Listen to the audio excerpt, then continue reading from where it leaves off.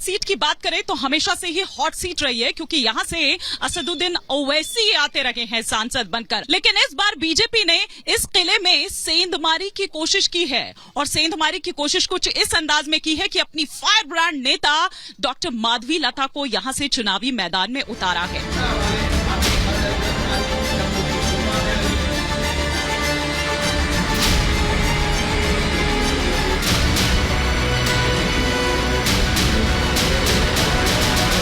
Doctor Madhavi लता, बहुत बहुत स्वागत है रिपब्लिक भारत पर आपका।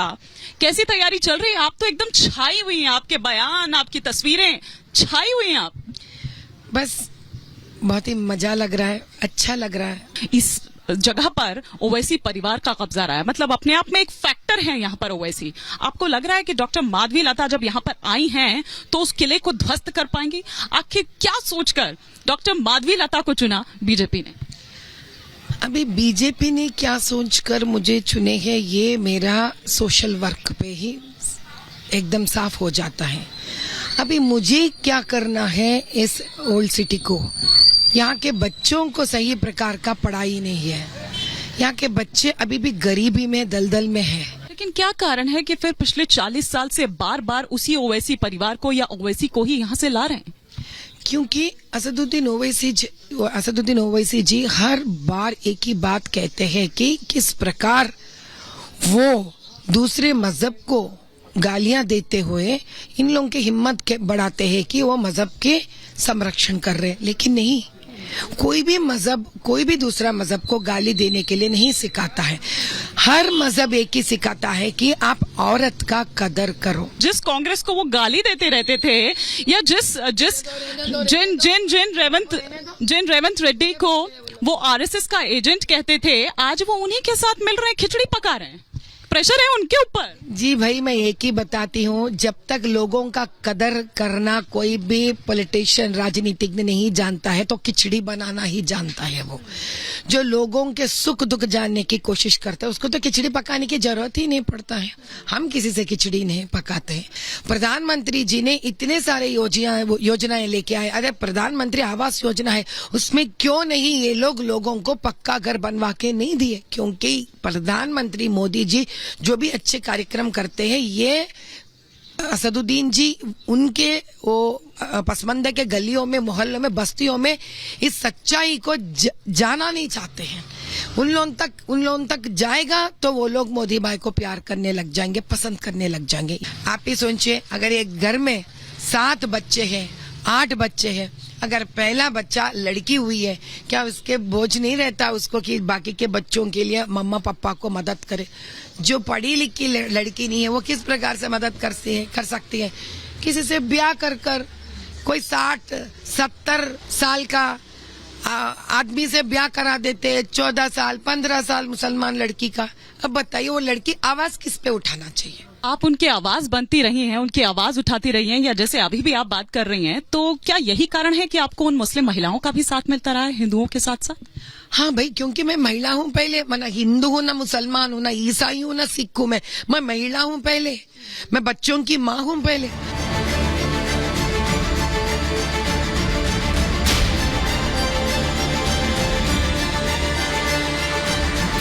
इस बार ओवैसी जी का पत्ता साफ होने वाला है, वो किला ढह जाएगा 40 साल वाला।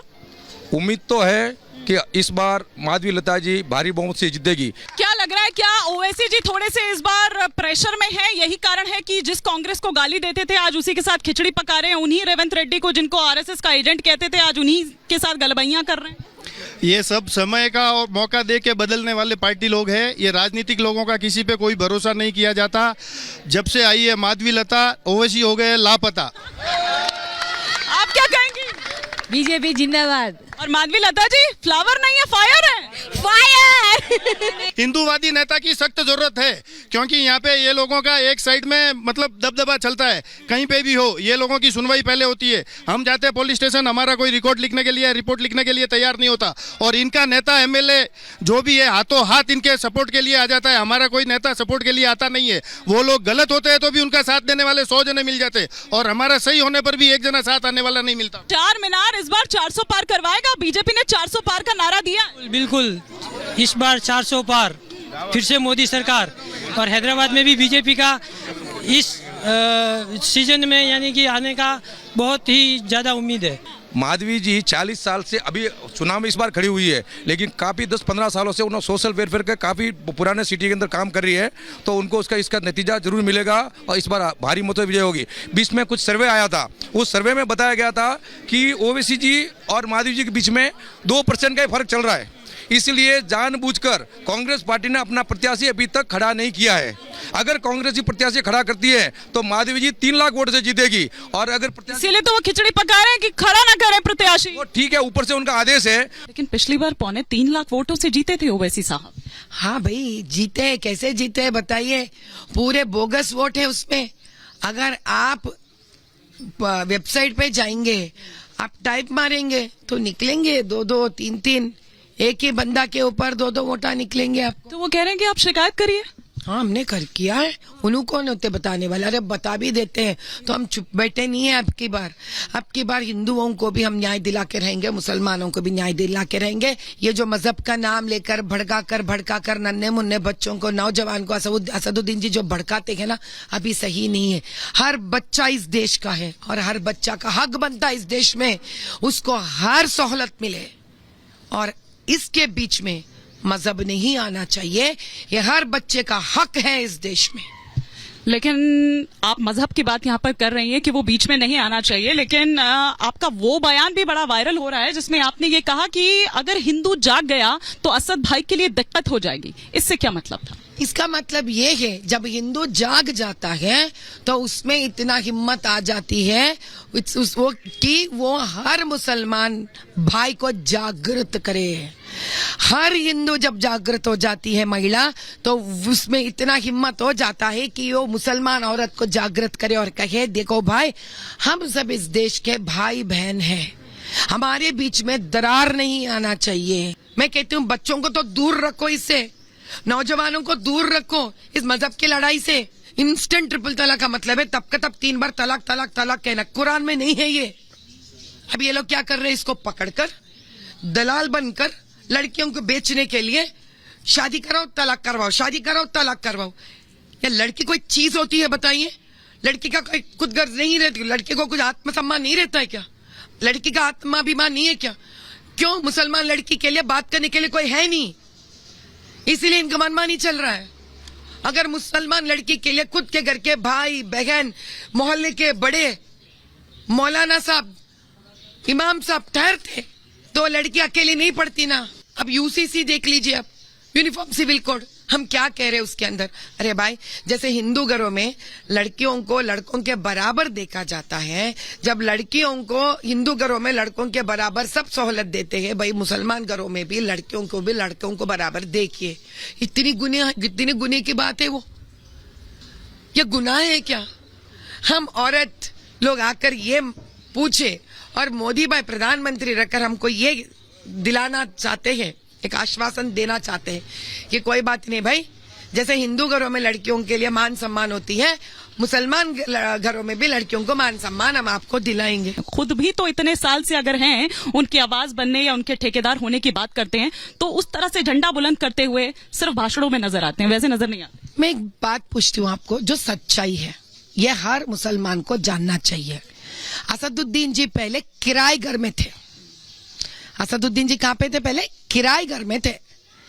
किराए घर से जो निकले असदुद्दीन जी, पसमंदा मुसलमान के मसीहा बनने का वादा करते हुए वो कहाँ चल पड़े?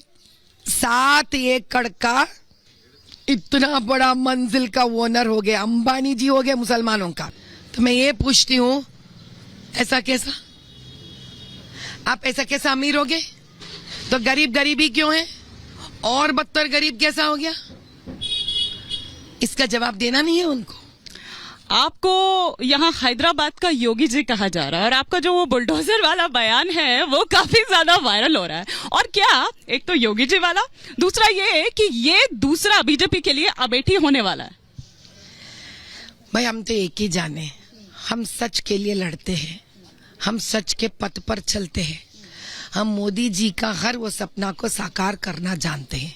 हम इससे बड़े तो कुछ राजनीतिज्ञ तो नहीं।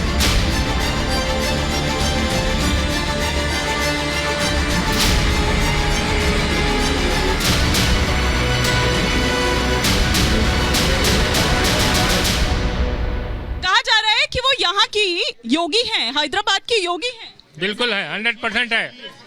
क्या क्या अमेठी, दूसरा अमेठी बनेगा हैदराबाद?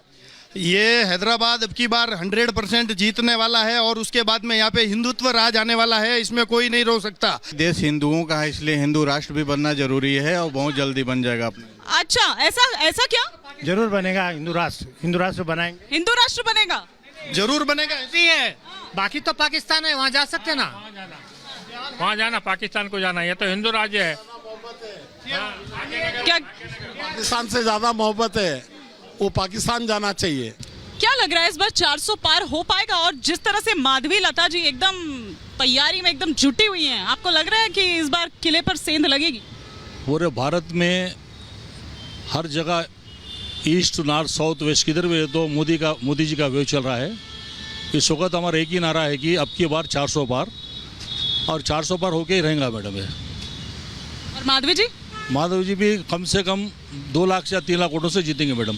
क्या लग रहा है, जीतेंगे माधवी जी? 101%। ये लोग चाहते हैं कि माइनॉरिटीज जहाँ है वहीं पर रहे। अगर माइनॉरिटीज होशियार हो जाएंगे तो इनको अपना सत्ता संभालना मुश्किल हो जाएगा, इनका अपना राज खत्म हो जाएगा। इसलिए माइनॉरिटीज़ में अवेयरनेस लाने से रोक रहे हैं। लेकिन इस बार भाजपा की जो कैंडिडेट है माधवी लता जी, जो हिंदुत्व के ऊपर इतना हावी है और हिंदुत्व के बारे में इतना जानकारी है, सारे हिंदुस्तान में देवी देवताओं के बारे में, हमारे चरित्र से, हमारे सनातन धर्म से वो काफ़ी वाकिफ़ है। और जहाँ पर भी जा रहे हैं लोग उनके लिए मतलब एक दिवाली ऐसा वो कर रहे हैं कि जैसा फिर से इलेक्शन का माहौल दिवाली जैसा आया है। इस बार हैदराबाद में असद को सबक सिखाएंगे। मुद्दे क्या हैं? क्योंकि वो तो हिंदुत्व, क्या सिर्फ हिंदुत्व का झंडा ही बुलंद किया जाएगा या कुछ मुद्दे हैं आप लोगों? मुद्दे तो नहीं है, पर यह है कि माधवी लता दी है, क्योंकि नारी शक्ति सबसे बड़ी शक्ति है। मुद्दा नहीं है, कोई मुद्दा ही नहीं है। मुद्दा था इधर महिलाओं की रक्षा नहीं थी, वो हिंदू हो, मुस्लिम हो, दलित हो। यहाँ पर एक माधवी लता जी बीजेपी में आने से पहले, कैंडिडेट बनने से पहले महिलाओं के लिए एक काम करें, बहुत अच्छा काम करें। हिंदू रहो मुस्लिम रहो, एक ऑर्गेनाइजेशन बना के मुस्लिम महिला एक तरफ वोट डालेंगे माधवी लता जी को। हिंदू भी यहाँ पर हिंदू के जगह डेवलपमेंट नहीं है। वो तो हिंदू मुस्लिम कह रही है, दोनों की बात करती हूँ। मेरे लिए हिंदू भी उतना ही है और मुस्लिम भी उतना ही। अभी मोदी साहब जिस तरह से डेवलपमेंट कर रहे हैं इंडिया पूरा देश में, इनमें कैसा भी आते हैं मैम MP से सीट पे माधवी लता जीतेंगे। आपको क्या लग रहा है? एक बार बीजेपी आ गया ना, वर्ल्ड सिटी में पूरा डेवलपिंग हो जाएगा मैडम, कंपलसरी फुल डेवलप हो जाएगा।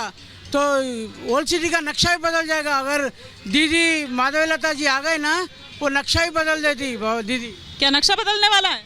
पक्का नक्शा बदलने वाला है। और जब ये इलेक्शन चल रहा है मैडम, ये हिंदू मुस्लिम का इलेक्शन नहीं है, ये डेवलपमेंट का इलेक्शन चल रहा है। यहाँ पे पूरे सब जने थक गए, उनका 50 साल का राजनीति देखते देखते। यहाँ पे नया करने के लिए सोच रहे, नया डेवलपमेंट करने के लिए सोच रहे, मेट्रो लाइन आने के लिए सोच रहे, सब एजुकेशन के लिए सोच रहे। उसके लिए माधवी लता जी आना जरूरी है और सब जने उनको वोट देते। तो माधवी जी आ रही है इस बार? जी हाँ, बिल्कुल आ रही हैं। हर बार हमको लगता था कि शायद हम लोग नहीं जीत पाएंगे, बट मुझे इस बार ऐसा लगता है कि माधवी जी जीतेंगी, क्योंकि हमारा जो यूथ भी है और जितने भी मतलब बूढ़े जवान बच्चे, सबके अंदर एक क्रेज़ है। उनका जो बात करने का तरीका है और जिस तरीके से वो वादे कर रही हैं और जिस तरीके से लोगों के अंदर एक उत्सुकता है कि वो आएंगी।